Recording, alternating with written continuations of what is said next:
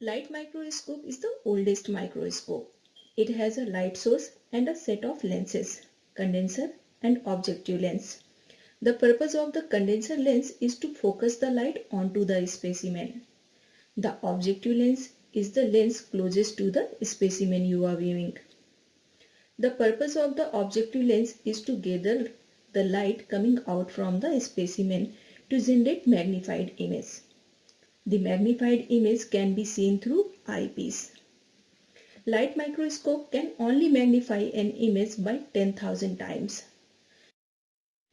It has low resolution, and if the two objects are at nanometer distance, light microscope cannot see, because the light microscope uses visible light, and visible light has a set range of wavelength. Beyond that wavelength, it's not possible to see objects. So this is the limitation of light microscopy. In early 90s, it was discovered that electrons in vacuum behave like light waves, and wavelength of these electrons was 100,000 times shorter than light. It was also discovered that magnetic and electric field influences electrons in the same way as lens influences the light.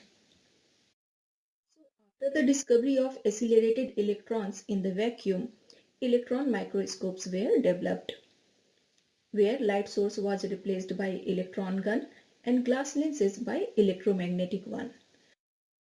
Electromagnetic lenses focus the electron beam on the sample.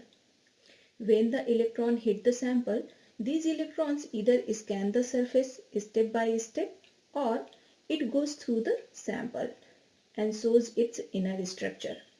Based on how the electrons interact with the specimen, two types of microscopes were developed.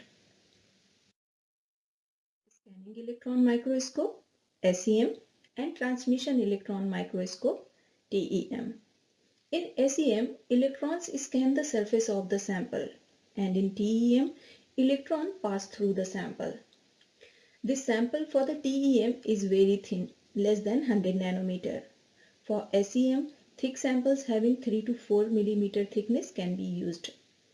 Due to thin samples in TEM, electrons pass through the sample, while in SEM, electrons scan the surface of the sample. Both the microscopes can be used to see in nanometer range. SEM is mainly used to see surface features, and TEM is used to see internal structure of a sample.